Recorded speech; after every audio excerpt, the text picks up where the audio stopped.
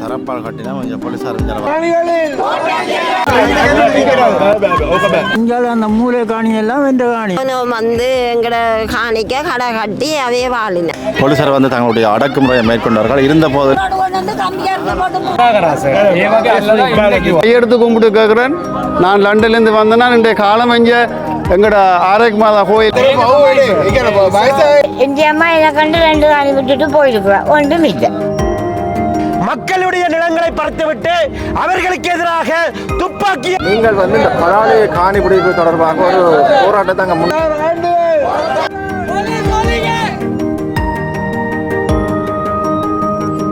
உங்களோட கட்சி சார்ந்து நீங்கள் இந்த மக்களுக்கான என்ன தீர்வு? மக்கள் போராட்டம், மக்களுக்கான போராட்டம்.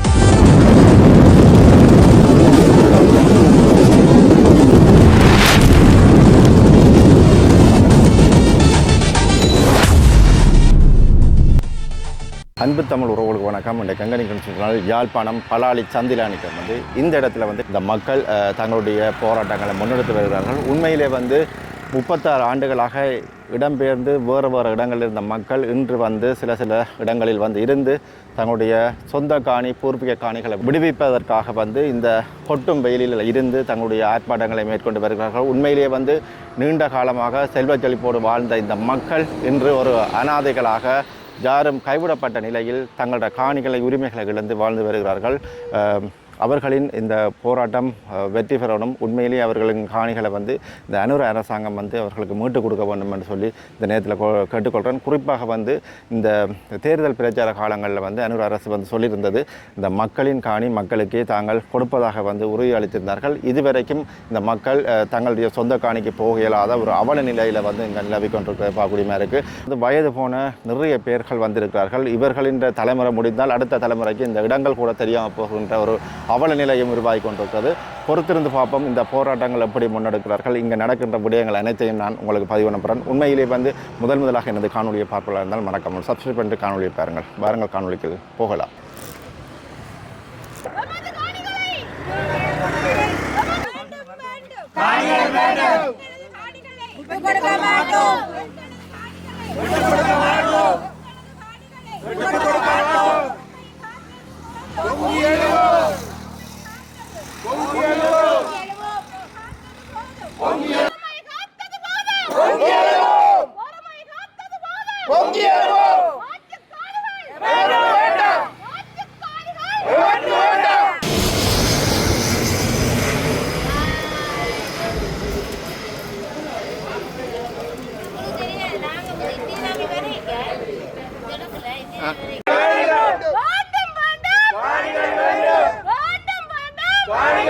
மற்றது ராணுவம் வந்து எங்கட காணிக்க கடை கட்டி அவைய வாழினோம்.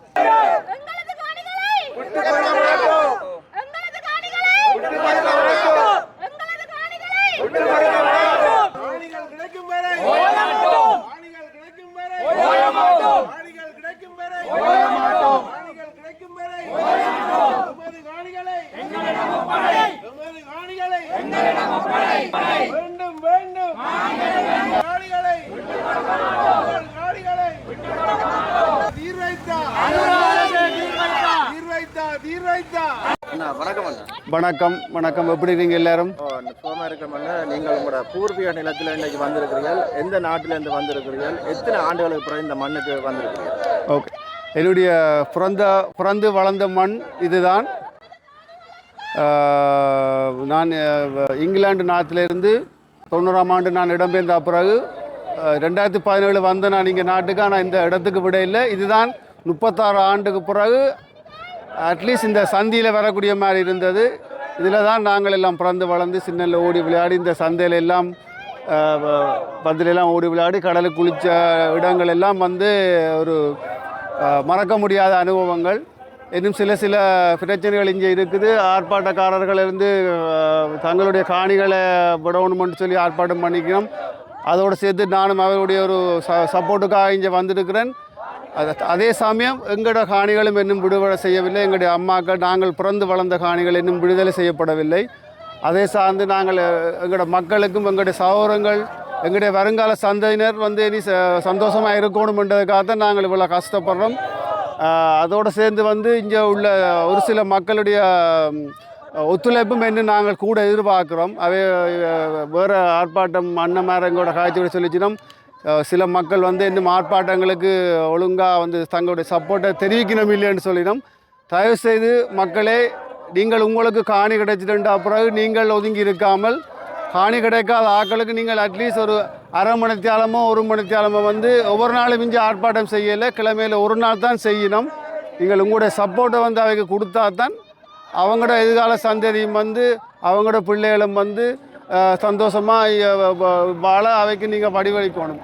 நாங்கள் வெளிநாட்டில் இருக்கிறோம், நீங்கள் யாழ்ப்பாணம் என்று சொன்னால் உடனே மதிப்பாங்க. உடனே அவங்க எங்களோட கல்வியை பற்றி தான் முதல்ல கதைப்பாங்க. யாழ்ப்பாணம் என்று சொன்னால் எங்களோட கல்வியை தான் முதல்ல சொல்லுவாங்க. யாழ்ப்பாணமா எஜுகேஷனை பற்றி தான் முதல்ல டொப்பாகவே கதைப்பாங்க. ஸோ உங்களோட பிள்ளைகள் எல்லாம் படித்து நல்லா வரணுமெண்டா இந்த காணிகள் இங்கே இதுக்குள்ள பள்ளிக்கூடங்கள் எல்லாம் பின்னு கிடாக்கு அதெல்லாம் விடுவி செய்து பள்ளிக்கூடங்கள் எல்லாம் வந்தால் தான் எங்களுக்கும் சந்தோஷம். உங்களோட சந்தோஷம் வந்து சந்தோஷமாக பாட்டி வாழ்ந்த இடம், அப்பா அம்மா வாழ்ந்த இடம், தாத்தா வாழ்ந்த இடம்னு சொல்லி சந்தோஷமாக இருப்பினோம். அது தயவுசெய்து நீங்கள் ஒத்துழைப்பு கொடுத்து நேரம் வந்து இந்த ஆர்ப்பாட்டத்தில் கலந்து கொள்ளுமாறு நான் உங்களை எல்லாரும் கையெடுத்து கும்பிட்டு கேட்குறேன். நான் லண்டன்லேருந்து வந்தேன்னா இன்றைய காலம் இங்கே எங்களோட ஆரோக்கிய மாதா கோயிலில் திருப்பலி நடந்தது. அதுக்கு வந்த நான் 5:30க்கு வந்த நான் சந்திக்க வர எங்களோட கவுன்சிலர்ஸ் என்ற ஒரு நண்பர் சொன்னார் இங்கே ஆர்ப்பாட்டம் செய்யணும்னா 5:30க்கு வந்த நான் அதை மட்டும் இங்கே நான் தாமதித்து கொண்டு நின்று ஆர்ப்பாட்டத்தில் பங்கு பட்டோணுமென்றதுக்காக நின்று பங்கு பெற்றி கொண்டு நிற்கிறேன். இப்போ நீங்கள் வாழ்கிற நாடுகளில் வந்து இது தொடர்பாக எங்களுடைய ஈழ பிரச்சனை சம்பந்தமாகவோ இல்லாட்டி இந்த காணி பிரச்சனை சம்பந்தமாக முன்னெடுக்கிறதுக்கான அங்கே செயல்பாடுகள் செய்கிறதுக்குரிய வழிவகைகள் அங்கே இருக்குதா? நீங்கள் எப்படியான செயல்பாடுகள் அங்கே முன்னெடுக்க? அங்கே நிறையவே இருக்குது. நாங்கள் வந்து நீங்கள் ஆரம்பத்தில் சொன்னால் கூட முள்ளிவாய்க்கால் பிரச்சனை நடந்த காலத்தில் கூட அந்த டைமில் அங்கே சரியான பனிப்பொழிவு. அந்த டைமில் கூட நாங்கள் வந்து அங்கத்திய லண்டன் பார்லிமெண்ட்டுக்கு முன்னால் வந்து நாங்கள் 24 hours ஆர்ப்பாட்டம் தான் மாறி மாறி ரொட்டேட் பண்ணி ஒரு குரூப்பாக ஆர்ப்பாட்டம் செஞ்சுட்டு இருந்தோம் நாங்கள். அதே இது இந்த காணி இதுகள் வந்து நாங்கள் வந்து மோஸ்ட்லி இப்போ வந்து சிறுவர்கள்லாம் இளைஞர்கள்லாம் அந்த பொறுப்பை ஏற்றுக்கொண்டு வரையினோம். அங்கே பள்ளிக்கூடம் படிக்கிற பிள்ளைகளாகவே தான் இந்த பொறுப்பை ஏற்றுக்கொண்டு வரையினோம். ஏன்னா அங்கே உள்ள பேரண்ட்ஸுக்கு வந்து அங்கே இதுகளை கொஞ்சம் சமாளிக்கிற கஷ்டமாக வேலையில் போடுவாங்க. சிறுவர்கள் அவர்கள்லாம் அந்த மாணவர்கள்லாம் இந்த இதுகள் பிரச்சனைகள் சம்பந்தமாக இதுகள் எல்லாத்தையும் ஏற்று இப்போ வழிநடத்தி கொண்டு வர அங்கே எவ்வளோ முன்னேற்றங்கள் அவ்வளோ இதுகள் முன்னேற்றங்கள் செய்து கொண்டு வரையிடும். அதாவது இன்னொரு கேள்வி வந்து நீங்கள் வந்து இந்த பலாலி காணி பிடிப்பு தொடர்பாக ஒரு போராட்டத்தை அங்கே முன்னெடுக்கிறதுக்குரிய சாத்தியக்கூறுகள் இருக்குதா? செய்யலாம்? அது செய்யலாம். அங்கே இங்கே மாதிரி எல்லாம் எங்களை வேண்ட மாட்டாங்க. அங்கே வந்து முதலே பெர்மிஷன் எடுக்க வேணும். ஏன்னா அவங்க இந்த ரோட் இதில் வந்து பெர்மிஷன் எடுத்து இதில் தான் செய்யணும். அப்போ அங்கே ஒரு இது வந்து கம்யூனிட்டி வந்து செய்துன்னு சொன்னால் கட்டாயம் செய்யலாம். அங்கே எல்லாம் மறுப்பு தெரிவிக்க மாட்டோம். அங்கே பெர்மிஷன் எடுத்துட வேண்டால் அங்கே ஒரு மறுப்பும் தெரிவிக்க மாட்டோம். ஒரு பிரச்சனையும் இல்லை. சரி அண்ணா, நன்றி அண்ணா. நன்றி. இந்த மக்கள்கிட்ட நீங்களும் உங்களோட காணியில் நீங்கள் இன்றைக்கு ஆர்ப்பாட்டத்தை வந்திருக்கீங்க. இதே போல புலம்பெயர் தேசத்தில் உறவுகளும் அங்கே அந்த அவைகள் இருக்கிற நாடுகளில் எப்படியான ஒரு போராட்டத்தை முன்னெடுக்கணும்னு சொல்லி இந்த சந்தர்ப்பத்தில் கேட்டுக்கொள்வோம். கட்டாயம் நான் கேட்டுக்கொள்வேன். நன்றி அண்ணா, நன்றி. எல்லாருக்கும் நன்றி நன்றி நன்றி.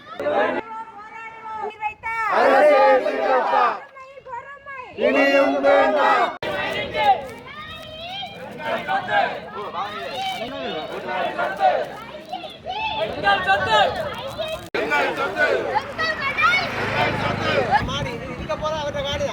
அப்படியே வணக்கம் ஐயா. உங்களோட சொந்த காணியில நீங்க வெயிலுக்குள்ள நிக்கிறீங்க. உங்களோட காணியில வந்து கடை போட்டு ராணுவம் இருக்குது. என்ன சொல்ல விரும்புறீங்க? பிரச்சனை என்ன, எங்களுக்கு உடியினம் இல்லை. 3 காணி கடையும் என்ற காணி ராணுவம் இருக்குது. போன முறையும் வந்தபோது நான் அந்த கடையில் இருந்த அவங்க எனக்கு கதிரை போட்டு தந்தவங்க. நான் அப்போ சொன்னேன், நான் என்ற கடை அண்டு சாமியோட தான் கதைச்சினாங்க. கதைச்சால் அவங்களுக்கு இன்னும் ஒரு காண இல்லை. உங்களுக்கு இப்போ இதுக்குள்ள எத்தனை பிறப்பு காணி இருக்குது?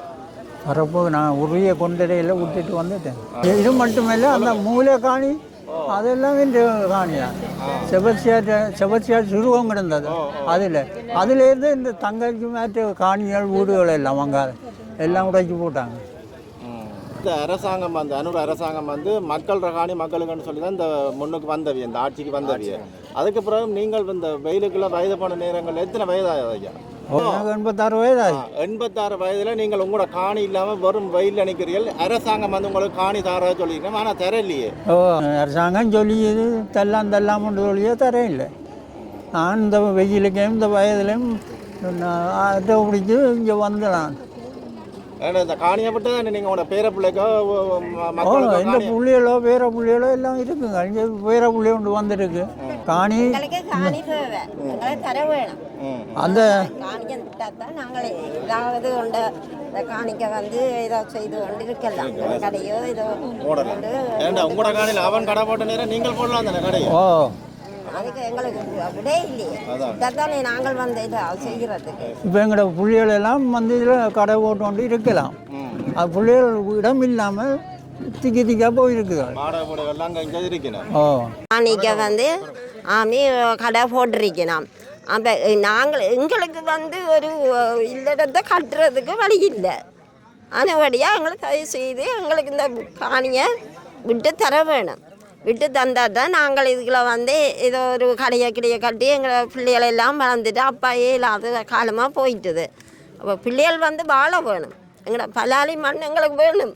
மற்றது ராணுவம் வந்து எங்களோட காணிக்க கடை கட்டி அவையே வாழினோம்.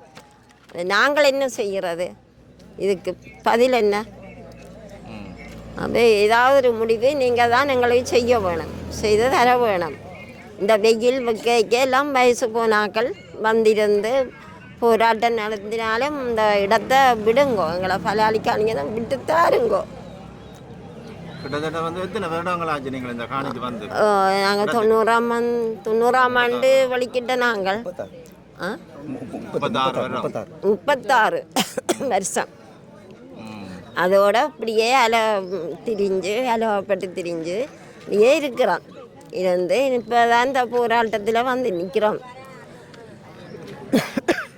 சரி, கடைசியாக அம்மா ஒரு கேள்வி உண்டு. இந்த அனுர அரசு வந்து உங்களுக்கு இந்த காணிகளை மீட்டு தரதா சொல்லியிருக்காங்க. அவர்களுக்கு அனுர அரசுக்கு நீங்கள் என்ன சொல்ல விரும்புகிறீங்க? எங்களுக்கு காணி கட்டாயம் தர வேணும். நாங்கள் வந்தால் இங்கே ஒரு வீட்டை கட்டியோ கடையை கட்டியோ நாங்கள் இருப்போம். கடையை கட்டினா எங்களுக்குள்ள ஒட்டிகள் இருந்து ஜீவிக்கலாம். இங்கே அந்த மூளை காணியெல்லாம் வென்ற காணி கடையெல்லாம் அந்த மூலையில் செபத்தியா கோயில் ஒன்று இருந்தது. அது எல்லாத்தையும் உடைச்சி தள்ளி போட்டணும். அப்போ அது அந்த நீளத்தில் என்ற சகோதரங்களுக்கு வீடுகள் முழுக்க இவருக்கு மற்ற பிள்ளைகளுக்கு எல்லாம் இருக்குது. விட்டால் தானே அவங்களுக்கு எல்லா படத்தை கொடுத்து காட்டுறதுக்கு கூட காலத்தை பிறகு யாரை கொண்டு காட்டுறது? அது பிள்ளைகளுக்கு தெரியாது எங்கள் இடத்தை. இவன் ஒரு பேத்தி மகளின் மகள் பேத்தியார். அப்போ அந்த இடம் வச்சு தெரியாது. இப்போ கொண்டாந்து காட்டுற மாதிரியா வைக்க ஓரளவுக்கு தெரியுது. சரி ஐயா, நன்றியா. நன்றி. போராட்டத்தை மலங்கடிக்காது. மற்றது எங்கட மக்களை சொல்கிறோம், முன் வரிசையில் நீங்கள் இருங்கோ, பாரவையே பின்னுக்கு விடுங்கோ. இப்போ நாங்கள் இதில் பிடிக்க அரசியல் கட்சியெல்லாம் இங்கே நிற்கிது. அப்போ அவங்க சொல்லுவாங்க ஒரு அரசியல் கட்சி தான் இதை நடத்துதுண்டு. தயவு செய்து மக்கள் போராட்டம், மக்களுக்கான போராட்டம். இதை நீங்கள் எந்த வளர்ச்சியிலும் யாரையும் குறைக்க வேண்டாம், அரசியலாக்க வேண்டாம். இதைத்தான் நான் அன்பாக கேட்டுக்கொள்வேன். இல்லை பாருங்கள், தரப்பால் கட்ட போயினோம். பாருங்கள் அப்படி பிரச்சனை வரப்போது தெரியல. பார்ப்போம்.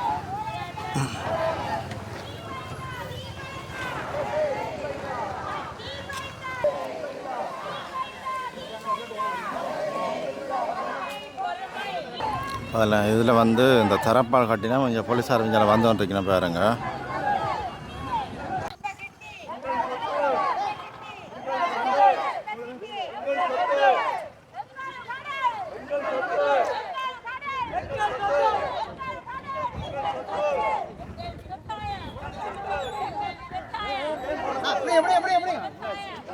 முன்ன வாங்க, முன்ன அண்ணா, முன்ன வாண்ணா.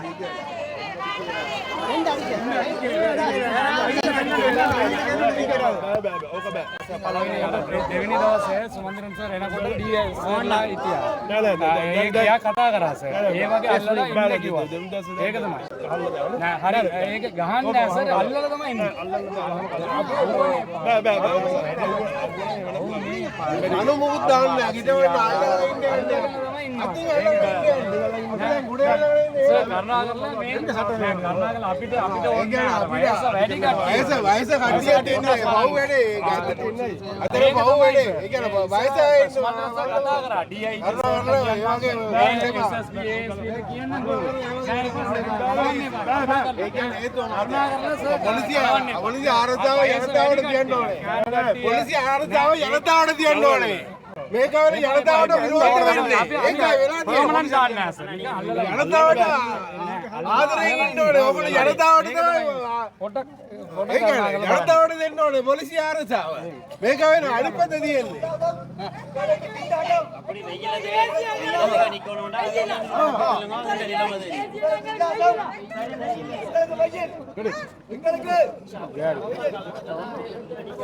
சும்மா தற்கொலை போட்டு என்ன பிரச்சனை போய் அவுட் கொண்டு போ சரியான வெயில் இல்ல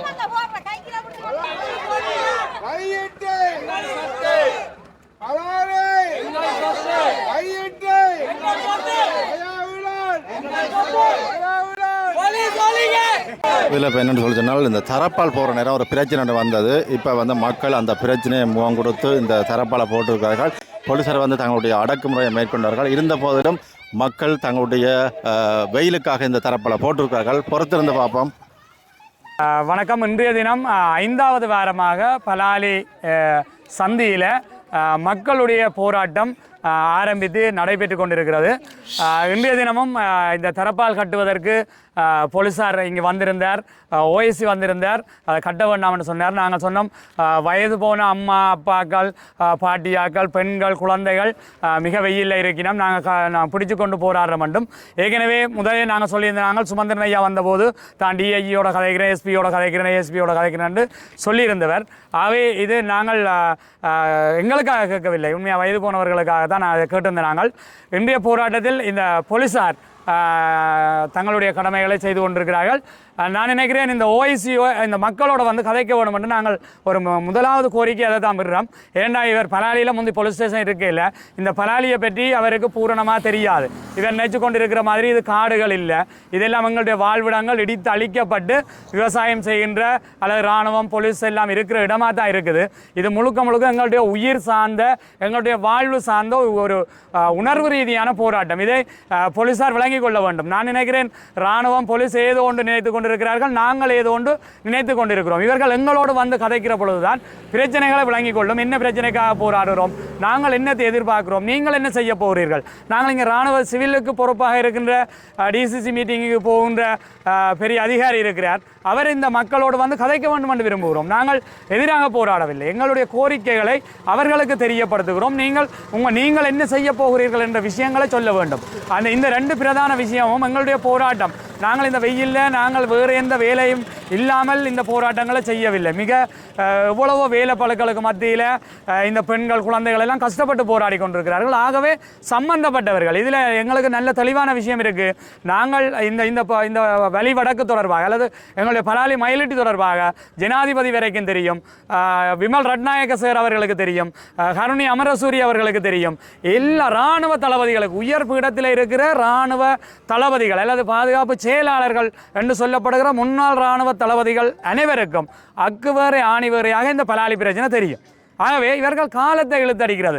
விட்ட பகுதி விடுவதற்கு எம்மோடு கிளியர் பண்ணின பகுதிகள், ரணில் விக்ரமசிங்கே அவர்கள் இருந்தபோது விட்ட பகுதியில் இருக்கிற 2 இராணுவ முகாம்கள் இருக்கிறது. ஒன்று கராச்சி இருக்கிறது, லைட் வென்ட்ரி இன்வென்ட்ரி முகாம் ஒன்று முகாம் இருக்கிறது. அவர்கள் தான் இந்த கண்டெய்னர் நடத்துகிறவர்கள். அது விட்ட பகுதியில் எங்களுக்கு வீட்டு திட்டம் வந்திருக்கிறது. ஆகவே அந்த இடத்துக்கு அந்த கேம்ப் வந்து பிரதானமான ஒரு சந்தியில் இருக்குது. இந்த ஸ்பெஷல் போர்சஸ் உமன் கேம்புக்கு முன்னால் போகிற டச்சு வீதி அந்த சந்தி, இந்த ரோட்டு இந்த கிழக்கு பகுதி விடாமல் அங்கே போக முடியாது. ஆகவே இது தொடர்பாக எனக்கு தெரியும், இந்த தெல்லிப்பளை பிரதேச செயலகத்தில் இருக்க பிரதேச செயலாளர் சிங்கள பிரதேசங்களில் வேலை செய்த சிங்கள மொழி தெரிந்த மிகவும் அருமையான ஒரு பெண்மணி. அவருக்கு எங்களுடைய பிரச்சனைகள் தெரியும். அவர் இந்த பிரச்சனையில நேரடியாக வந்து இந்த மக்களோட கலந்தாலோசிக்க வேண்டும் என்று கேட்டுக்கொள்கிறோம். முன்னால் இருந்த ஆளுநர் சார்ல்ஸ் அவர்கள் இந்த வீரப்பலையில் இருக்கிற லைட் இன்ஃபென்ட்ரி கேம்ப் இருந்த இடத்துல வந்து இராணுவ தளபதிகள் உட்பட வந்து கதைத்து இதுவரைக்கும் அந்த இடம் விடுவிக்கப்படவில்லை. இந்த இடங்கள் இதே போல இராணுவ கராச்சியில் இருக்கிறது. இந்த கராச்சி இருக்கட்டும், இப்போதைக்கு நீங்கள் பாதையை விடுங்கள். இந்த கிழக்கு பகுதி, இந்த மேற்கு பகுதி நாங்கள் இன்று தெளிவான ஒரு முடிவை சொல்லுகிறோம். நாங்கள் 90ஆம் ஆண்டு எப்படி இடம்பெயர்ந்து போனோமோ அப்படி எங்களை குடியமர்த்த வேண்டும். உங்களுக்கு விமான நிலையம் விஸ்தரிக்க ஓடுபாதை தேவையில்லை. 2400 மீட்டர் நீளமான ஓடுபாதை இருக்கிறது. ஏவியேஷன் என்று சொல்லி இன்றைய ஆளும் அரசு சார்ந்தவர்கள் வாயில் முணுமுணுக்க தொடங்குகிறார்கள். அதை வன்மையாக கண்டிக்கிறோம். உங்களுடைய வேலை இந்த விமான நிலையத்துக்கு காணி பிடிச்சு கொடுக்கிறது இல்லை. தயவு செய்து கேட்டுக்கொள்கிறோம். நீங்கள் வேண்டுமென்றால் விமான நிலையத்தை சுற்றி நீங்கள் உயர்வான கம்பிக்கட்டைகளை போட்டு, இதுக்கு முதலே இருந்த இடங்கள் லைட் போட்டு அங்கே இருக்குது ஏற்கனவே. இந்த ரோட்டுக்கு மேற்கால வடபகுதி, வடமேற்கு மூலை விடுறதுக்கு எந்த காரணமும் சொல்ல தேவையில்லை.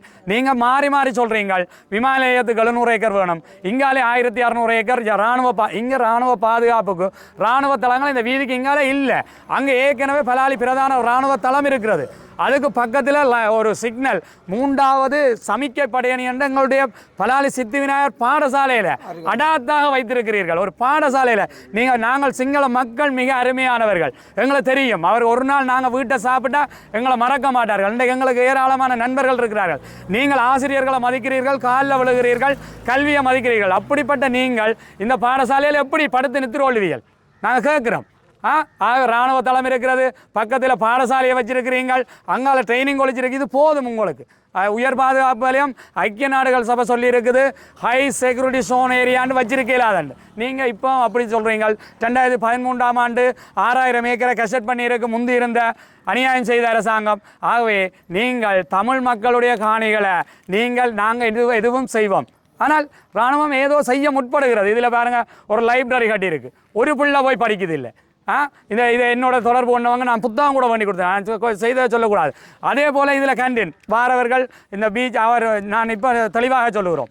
முதல் இருந்த இராணுவ தளபதி யாம்பத் மாத்தே அவர்கள் இப்போது மேலிடத்துக்கு சென்றிருக்கிறார். அவர் இருக்கிற போது இதில் 10 வெசா கோடுகள் போட்டு இதில் பெரிய ஒரு அன்னதானம் கொடுத்திருந்தார். எனக்கு இவருக்கு எல்லாம் அழைப்பு விட்டிருந்தார். பிரதேச செயலாளர் அவர்களுக்கு அழைப்பு விட்டிருந்தார். நாங்கள் அதில் சாப்பிட்டு நாங்கள் ஒற்றுமையாக வாழ விரும்புகிறோம்.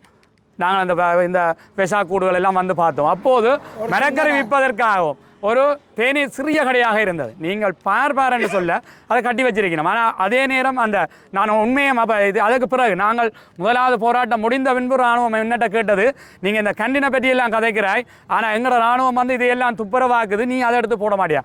நல்ல விஷயம், அவர்களுக்கு வாழ்த்துக்கள், பாராட்டுகள் தெரிவிக்கிறோம். இந்த கடற்கரையை சுத்தமாக வச்சிருக்கிறாங்க இராணுவம். இந்த ரோட்டை இராணுவம் தான் சுத்தமாக வச்சிருக்கு, நாங்கள் இருந்திருந்தால் வச்சிருக்க மாட்டோம். உள்ளதை ஒத்துக்கொள்ளும். அங்கே ஜாம்பத் மாத்தியா உடனடியாக பணிப்புற சொல்லிட்டு போனவர் ஒரு தண்ணீர் ரேங்கும் போட்டு டாய்லெட் வசதி செய்ய சொல்லி அவங்க இப்போ அந்த டாய்லெட் வசதியை அவங்க செய்கிறாங்க. இதை யாருடைய காரணம்? நாங்கள் வழிகாட்டுக்கு பிரதேச சபையை முதல் அணியை கேட்டபோது அது இந்த பகுதி மக்கள் பாவனைக்கு விட்டாச்சு முதலே. ஆனால் தங்களுக்கு அதுக்கு அனுமதி இல்லைன்னு சொல்லிவிட்டார். ஆனால் இப்போ எங்களுக்கு தண்ணி தந்திருக்கிறார் சுகிர்தன். அதே போல் ஒரு மொபைல் டாய்லெட் தந்திருக்கார். எங்களுடைய அதிகாரிகள் சரியாக அந்த காலத்தை சரியாக பயன்படுத்தாட்டால் இப்படி துன்பம் வந்து கொண்டிருக்கும். ஏனென்று கேட்டால் மைத்ரிபால சிறிசேன அரசாங்கம் இந்த விமான நிலையத்தை இந்தியாவுக்கு உரிமத்தை கொடுக்குற போது நாங்கள் உள்ளே போய் வன்மையாக போராடி, வன்மையாக இல்லை, நாங்கள் சாத்வீக ரீதியில் எங்களை கருத்துக்களை கேட்காமலே இந்த பாதையை மாற்றி, விமான நிலையத்தின் பேரை மாற்றி, யாழ்ப்பாணம் இன்டர்நேஷனல் ஏர்போர்ட் மாற்றி, அது ஏர்போர்ட் பாதை எங்கேயோ இருக்குது, ஏர்போர்ட் சந்தியண்டு இருக்குது, அதுகளை மாற்றி இந்தியாவுக்கு உரிமத்தை கொடுத்து இன்றைக்கு வந்து 2 ஃப்ளைட் ஒரு இடத்துல ஒரு ஃப்ளைட் தான் இப்போ வந்து ஓடுது சென்னையில். அன்றைக்கும் சொல்லியிருந்தாங்க திருச்சியிலேருந்து வார இல்லை 6 லட்சம் ரூபா வேணும் ஒரு தரம் லேண்ட் பண்ணுறது, கட்ட வேணும். ஆகவே இது ஒரு விமான நிலையம். ஏற்கனவே இந்த விமான நிலையம் கட்நாயக்கா விமான நிலையத்துக்கு அடுத்ததாக மிக ஸ்ட்ராங்கான ஓடுபாதை இருக்கிற விமான நிலையம். அமெரிக்கா இந்த அழிவுகள் இயற்கையானத்தை நடந்தபோது கேட்டுக்கள்லாம் சும்மா வந்து இறங்கிட்டு போகிறான் பெரிய ஃப்ளைட். அப்போ இதில் போயிங் ரக விமானங்கள் இறங்க வேணுமென்றால் இந்த பிரதேசம் போதுமானது இல்லை. ஆகவே நீங்கள் கட்நாயகா கொண்டு வாங்கள், அங்கே இருந்த ஒரு சொகுசு ஃப்ளைட்டில் எங்களுடைய ஆக்களை கொண்டு வாருங்கள். நாங்கள் திருப்பவும் கேட்குறோம், இங்கே இந்தியா எங்களை வாழவும் விடாது, சாகவும் விடாது. நாங்கள் 90ஆம் ஆண்டுலேருந்து அனுபவிச்சிருக்கிறோம். ஆகவே நாங்கள் இந்த அரசாங்கத்திட்ட கேட்குறோம், எங்கள்கிட்ட இந்த எங்களுடைய எல்லா பலாலியை சேர்ந்த மக்கள் வெளிநாடுகள் இருக்கிறார்கள், எங்களால் முடியும் இங்கே இருந்து ஒரு விமானத்தை கட்நாயக்காக்கு இல்லை, இங்கே இருந்து கட்டார் வரைக்கும் ஓடுறாங்க. நீங்கள் இன்டர்நேஷனல் ஏர்போர்ட்டுண்டா இது வரைக்கும் ஒரு கட்டாருக்கு ஒரு விமானத்தை விட்டுருக்கலாம். விடையில்லை. நீங்கள் எங்களை பேக்காட்டி இந்த விஷயங்களும் இதன்றீங்கள். நாங்கள் மீண்டும் கேட்டுக்கொள்கிறோம், இந்த ரோட்டு கிழக்கால் பகுதியில் விடுபட்ட ரணில் விக்ரமசிங்க இருக்க விடுபட்ட இடத்துல கராச்சும் லைட் இன்ஃபென்ட்ரி கேம்பும் இருக்குது. இந்த டிசிசி மீட்டிங்கில் கௌரவ கடத்தொழில் அமைச்சர் என்று சொல்லப்படுகிற சந்திரசேகரம் ஐயாவுக்கு ஓட் பண்ணினார்கள் தான் இந்தியாவில் இருக்கிற மக்கள் நிறைய பேர். அவர் விமல் ரட்நாயக சார் இங்கே வந்து இந்த மாதா கோயிலில் வந்து 2 தடவையாக மீட்டிங் வச்சிருந்தவர். அவர்களுக்கு நாங்கள் இந்த மக்கள் ஆதரவு வழங்கியிருந்தவர்கள். ஆகவே அவர் இப்போ சொல்கிறார், அந்த சின்ன பிள்ளைக்கு சாக்லேட் கொடுத்த மாதிரி உங்களுக்கு பாதை விட்டாச்சு தானே. அந்த பேக்காடு தேவையில்லை. நாங்கள் திரும்ப சொல்கிறோம், நல்லொரு காலம். இந்த காலத்தை விட்டீங்களன்னா இந்த பகுதிகள் விடுவிக்கப்பட மாட்டாது. இதற்கு பொறுப்பானவர்கள் சந்திரசேகரம் ஐயாவாக இருக்கலாம், அல்லது என்பிபியினுடைய ஆளுங்கட்சி பாராளுமன்ற உறுப்பினர்கள். இன்னும் இளங்குமரன் முதல் நாள் வந்தவரே தவிர மற்றவர்கள் வரையில்லை. இப்போ நாங்கள் போராட தேவையில்லை. நீங்கள் இந்த பிரச்சனையை சரியாக ஜனாதிபதிக்கோ பாதுகாப்பு அமைச்சுக்கோ சரியான முறையில் இதுகளை கொண்டு போய் நீங்கள் விடுவீங்கள் என்றால் நாங்கள் இந்த வெயிலில் காய தேவையில்லை, பொலிசோட முரண்படிக்க தேவையில்லை, எங்களுக்கு தரப்பால் தேவையில்லை. ஆகவே நீங்கள் விரைந்து இந்த விஷயங்களை செய்ய தரணும் என்று கேட்டுக்கொள்கிறோம். கட்ட வேண்டாம் என்று தான் சொன்னவர்கள். ஆனால் நாங்கள் கட்டையில் பிடிச்சி கொண்டு நிற்கிறோம் என்று போலீசார் வந்தவர்கள். அப்புறம் அவர் விட்டுருக்கிறேன். இப்போ பின்னுக்கு நிற்கினோம், என்ன பிரச்சனைன்னு தெரியல. ஆனால் நாங்கள் இது வந்து உண்மையிலே இயலாது, இதில் நிற்க இயலாது. இன்னும் வெயில் கூடிக்கொண்டே போகுது. பலாலி மக்களுடைய காணிகள் கிட்டத்தட்ட 36 ஆண்டுகளாகியும் இன்னமும் விடுவிக்கப்படவில்லை. அதன் காரணமாக ஏமாற்றமடைந்த மக்கள் தொடர்ச்சியான போராட்டங்களிலே பலாலி சந்தியிலே ஈடுபட்டு வருகின்றார்கள். இதேபோன்று மயிலட்டி மக்களும் தங்களுடைய காணிகள் விடுவிக்கப்பட வேண்டும் என்று போராடி வருகின்றார்கள். கையெட்டி மக்கள் தங்களுடைய காணிகளை விடுவிக்க வேண்டும் என்று போராடி கொண்டிருக்கின்றார்கள். வசாவுலான் மக்களும் மிக விரைவிலே அந்த போராட்டத்தை ஆரம்பிக்க இருப்பதாக தெரியப்படுத்தி இருக்கின்றார்கள். முல்லைத்தீவிலே கேப்பாப்புலவிலும் மக்கள் தங்களுடைய காணிகள் விடுவிக்கப்பட வேண்டும் என்று போராடி வருகின்றார்கள்.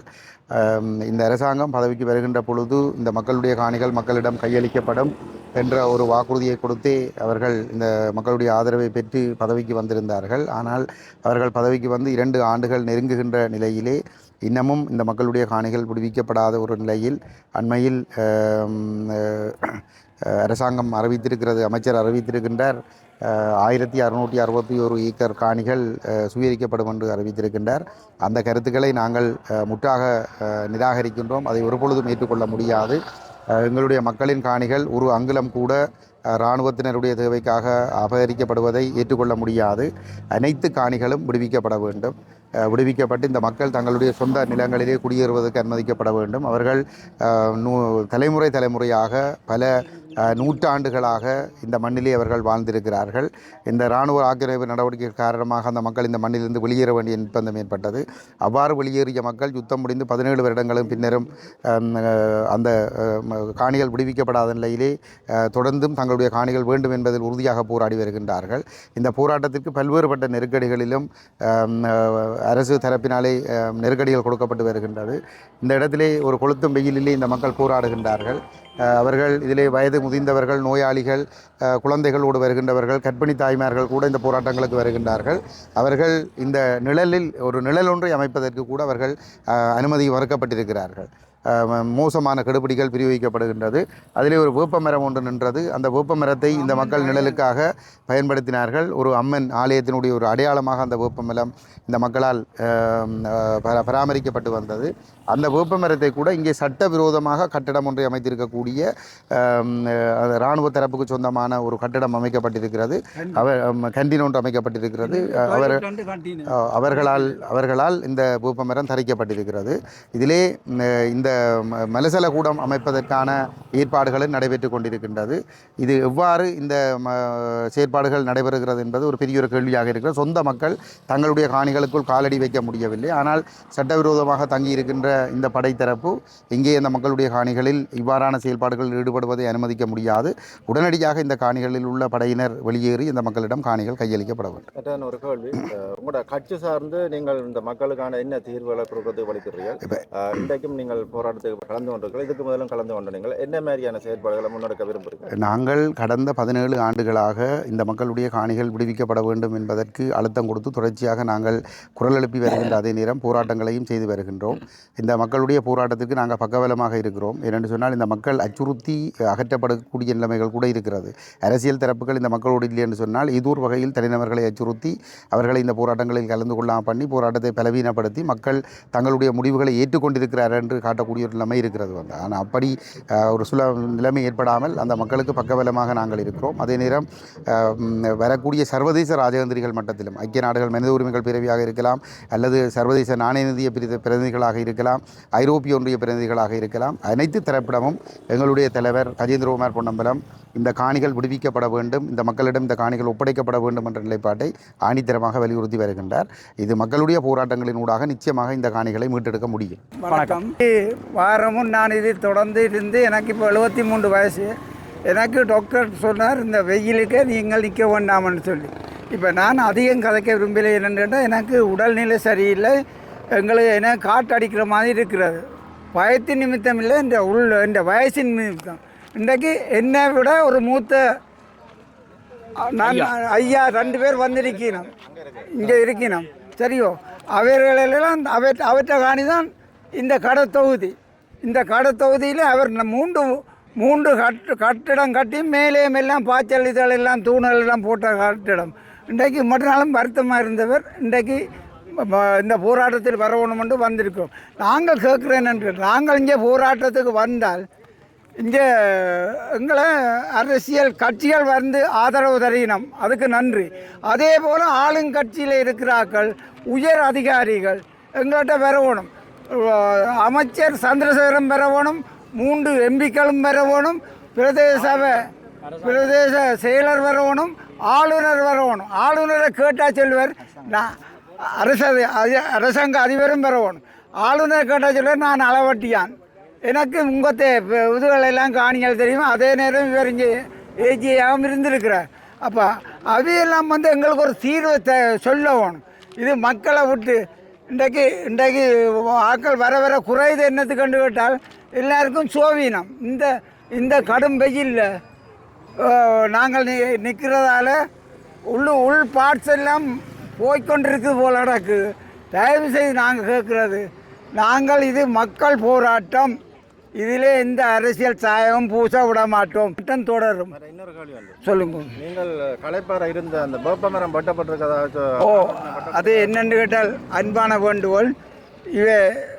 எங்களோட சிங்கள சகோதரர்கள் எங்கே ஒரு அரச மரத்தை வச்சா கண்டாலும் அதில் ஒரு புத்த சாமியை வைக்கணும். அதே போல தான் எங்களுடைய அடையாளம் இதில் இருக்கிற வேப்பமரம், அது எங்களுடைய அம்மன் அடையாளம். இன்றைக்கு நேற்று இருந்தது, இரவு போயிட்டு. ஏனென்று கேட்டால் இந்த வேப்பமரம் பெருசாக சடைச்சி வந்தால் போராட்டம் இன்னும் வலுவாகும் என்ற எண்ணத்தில் இரவோடு இரவாக ஆலமரத்தை வேப்பமரத்தை தூக்கிட்டாங்கன்னு தான் சொல்லலாம். எங்கட போகுது எங்கட போராட்டம் தொடரும்.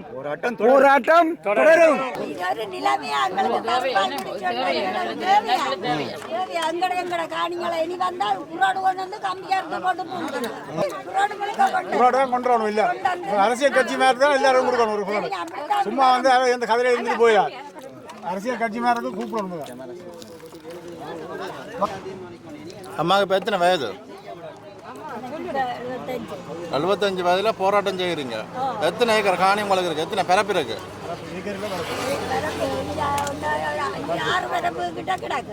பேரப்பிள்ளைகளுக்கு காணியெல்லாம் சொல்லிட்டீங்களோ? ம்.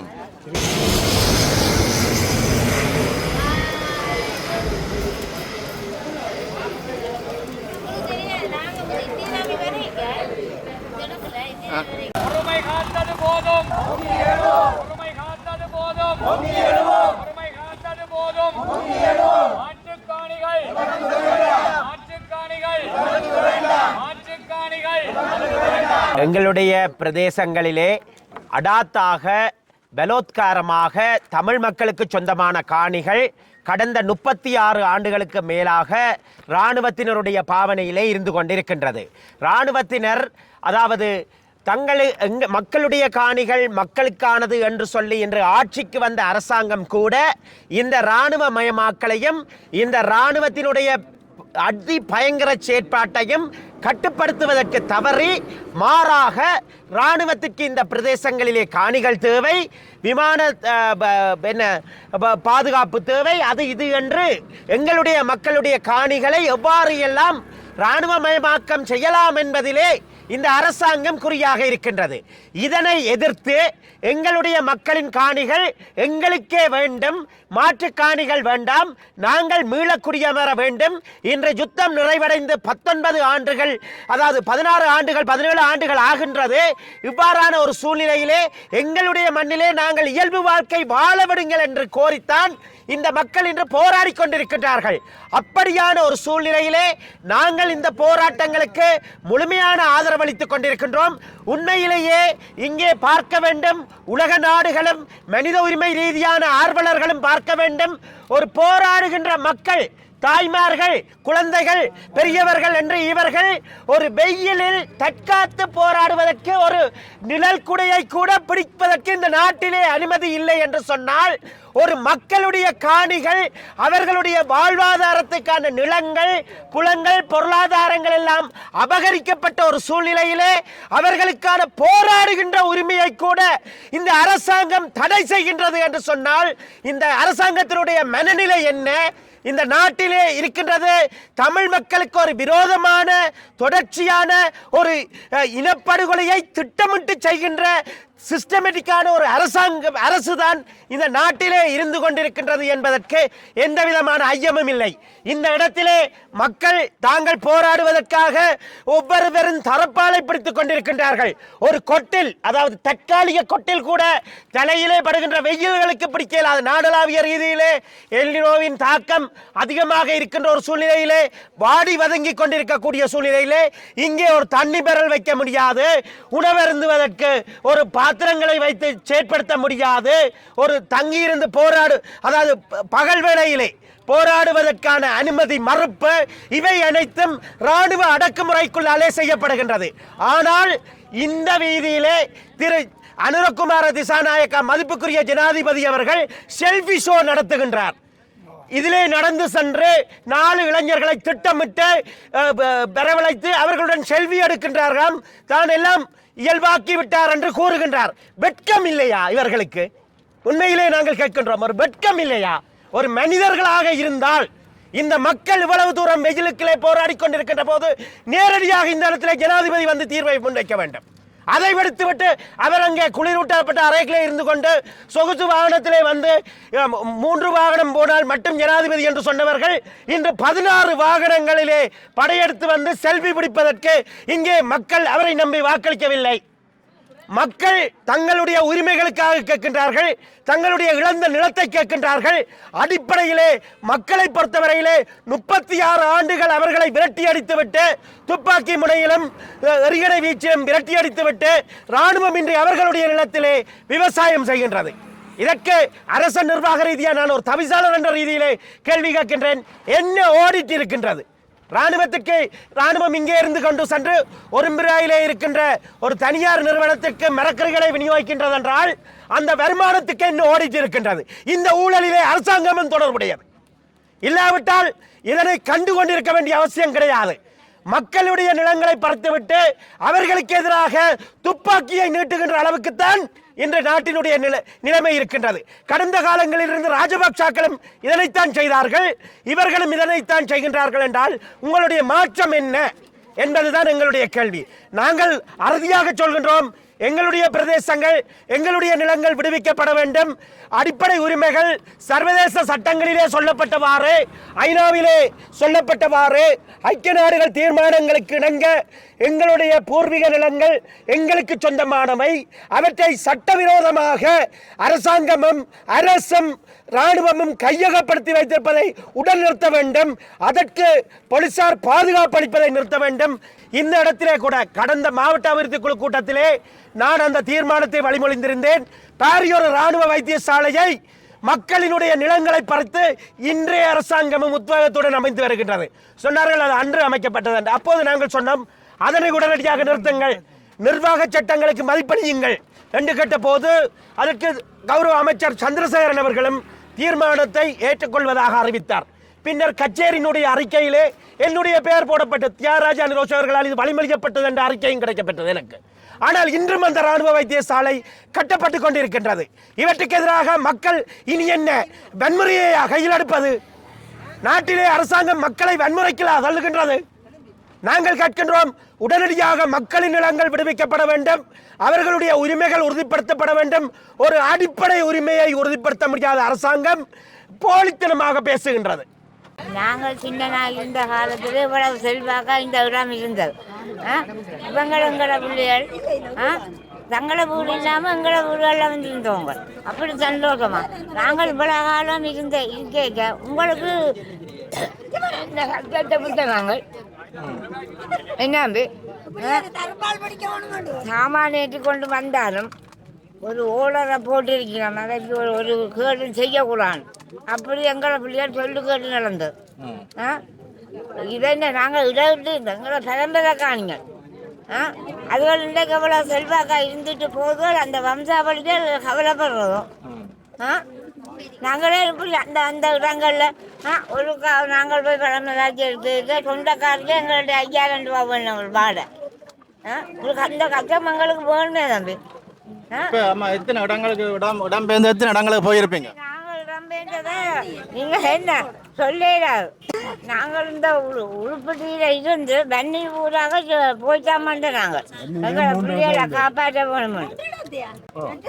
எத்தனை இடம் இந்த இந்த இடத்துல இருந்து, பிறகு முழுவண்டியில இருந்து, ஒரு மலையில இருந்து எத்தனை இடம் தாவி தாவி நாங்கள் போய் பிள்ளைகளையும் இழந்து அப்படியான காலமாக தான் நாங்கள் இருந்தோம். அம்மாவுக்கு எத்தனை வயது? எனக்கு 72. இன்றைக்கு நாங்கள் இவ்வளவு கஷ்டப்பட்டு கொண்டு இருக்கிறோம். இதெல்லாம் எங்களுக்கு தேவை. இவ்வளவு லட்சத்துக்கு வீடு வேண்டணும், காணி வேண்டணும். எங்களுக்கு சொந்த காணியில் என் அம்மா என்னை கண்டு 2 காணி விட்டுட்டு போயிருக்குறேன். ஒன்றும் இல்லை. ஒரு காணியால் தான் நான் வாழ்ந்தேன். அவ்வளவு ரெண்டம்பிள்ளைய இன்றைக்கு தேங்காயை வேண்டுறோம், எல்லா சாமானையும் வேண்டி கொண்டு இருக்கிறோம். நாங்கள் சொந்த காணியில் இருந்தால் பிரச்சனை இல்லை. எனக்கு தேங்காய் ஏதோ காசு ஏதோ வேலை தம்பி, தேங்காய் வேண்டும் ஒரு சாமான் சொல்லுங்க. அதுதானே இங்கே நாங்கள் கேட்க அதோட அன்பா எங்களுக்கு மீன் வளை குழந்தை தந்தால் நாங்களும் அதுகளுக்கு உறவுகளை இதுவெல்லாம் கொடுப்போம் தேங்காயில். அப்படி நாங்கள் ஒரு சகோதரம் மாதிரி இருந்த நாங்கள் அப்படிதான் தானே இந்த இடத்துல இருந்த நாங்கள். இப்போ என்ன உங்களுக்கு என்ன தெரியுது? விடுங்க அவன் விடலாம் தானே. அதை என்ன எங்களை பால ரம்ஜாவளிகள் கஷ்டப்படுற இப்போ அது என்ன சின்ன தம்பி இப்போ எந்த சின்னம் கேட்குது பாட்டியம்மாண்ட காணி எங்கேயா நம்புதே இல்லை. அந்த காணியை நாங்கள் ஐயோ எங்களுக்கு எவ்வளவு நல்ல மண்டு சொல்லுது. அது நாங்கள் அங்கே போனால் கடற்கரையில் விளையாடுறானே நம்மம்மா ரெண்டு சொல்லி தெரியாது, ஒன்றும் தெரியாது, ஒன்றும் தெரியாது. நாங்கள் நம்பி முந்தி வீட்டில் இருக்க வீட்டில் இருக்குது கடற்கரையை தான் போயிருக்கிறோம். அப்படி ஒரு சந்தோஷமான வாழ்க்கை எங்களுக்கு. பள்ளிக்கூடம் போனேன் அப்படி. இப்போ இந்த பள்ளிக்கூடம் பார்த்து அந்த பிள்ளைங்க பள்ளிக்கூடம் போகிறதும் டியூஷனுகளும் அது மிகவும் தெரியுது. நாங்கள் அப்படி இருந்தோம். நாங்கள் எவ்வளோ தெரிஞ்ச நாங்கள் ஒரு மனதில் ஒரு கவலை. இந்த நாங்களுக்கு கவலை இல்லாதபடியா தம்பி, சோறு இல்லை, ப்ரெஷர் இல்லை, அப்படியான வருத்தங்கள் இல்லை. இப்போ இடம்பெயர்ந்து காணிய வேண்டி நிம்மதியாக இருந்தாலும் வருத்தங்களை தானே தேடி கொண்டிருக்கிறோம். அதுக்காக எங்களை சுவாத்தியமான நாட்டிலே எங்களை விடுங்கோ.